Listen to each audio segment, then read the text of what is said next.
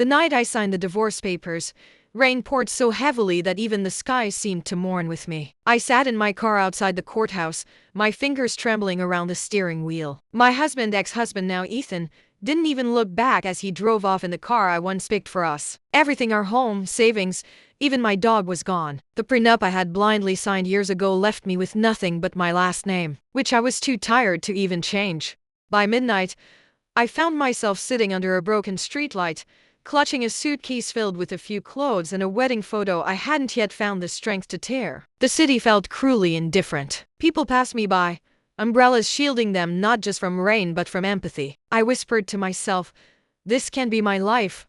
Days blurred. I sold my phone for food. I slept behind a 24-hour diner, washing dishes in exchange for leftovers. The same hands that once were diamond rings were now raw from soap and cold water. Still, I survived barely. Then, one morning, everything changed. I was sitting on the curb outside the diner, drinking cold coffee from a paper cup when a sleek black car pulled up. A man in his 50s stepped out, dressed in a tailored suit. He scanned the street, then locked eyes with me. His expression froze. Slowly, he approached. "Excuse me," he said, voice uncertain. "Are you Julia Bennett?" For a moment, I couldn't breathe. I hadn't heard my full name in months. "Who's asking?" I replied cautiously, clutching my suitcase. He smiled, almost in disbelief. "My name's Richard Crane. I've been looking for you for weeks. You might want to sit down." I laughed bitterly. "I'm already sitting on the street, Mr. Crane. Can't go much lower." His eyes softened. "Miss Bennett, you've just inherited $99 million. I thought he was crazy. I even stood up to leave, but he handed me an envelope, official documents, letters, seals. My heart pounded as I saw the name Margaret Langford written across the top. "Wait, my mother's name was Margaret," I whispered. Richard nodded. "Your mother was adopted as a baby. Her biological family was very wealthy. When her birth father passed away recently, his entire estate was left to her, but she passed before claiming it. You're the only surviving heir."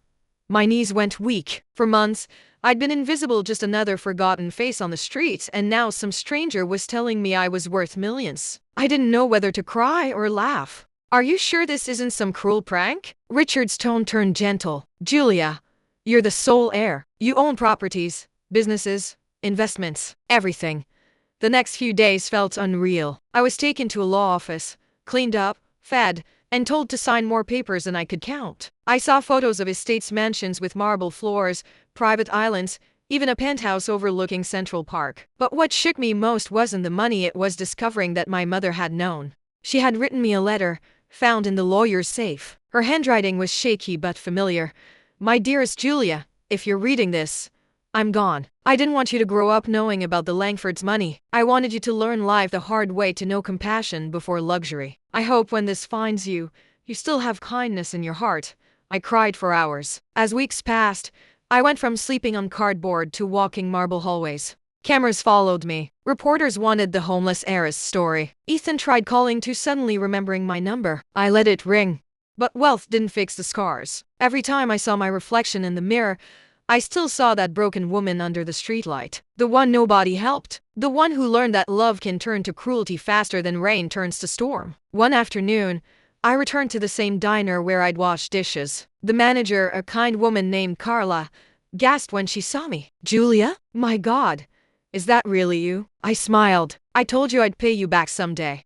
I handed her an envelope, enough money to renovate the diner and pay her staff for years. She cried as she hugged me. "I always knew you were meant for more, but fate wasn't done with me yet." A few months later, I discovered that Ethan had secretly remarried to my former best friend, Lauren. Together, they'd sold the house we once lived in, my grandmother's house, which had somehow ended up in Ethan's name during our marriage. The betrayal cut deep.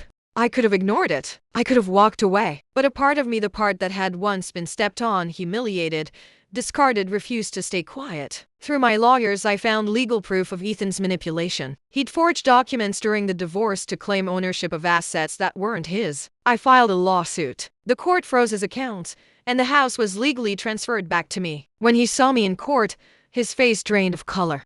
"Julia, you don't have to do this," he stammered. "Oh, but I do," I said calmly. "You taught me how cruel the world can be. Now it's my turn to show you how powerful truth can be."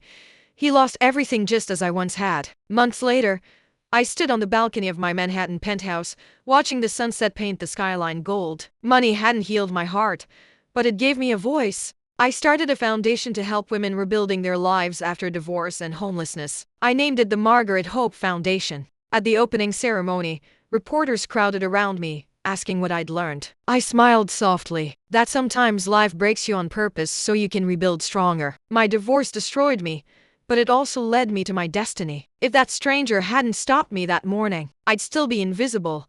They asked what I'd say to women going through the same pain. Don't let being broken make you bitter, I said. Let it make you unbreakable. That night, I visited my mother's grave. I laid roses on the stone and whispered, "You were right, Mom." I found compassion before luxury. I just wish you were here to see it. The wind brushed against my cheek, almost like a touch. I closed my eyes and smiled through tears. From homeless to air, from forgotten to unstoppable, and all because one stranger stopped and asked, "Are you Julia?"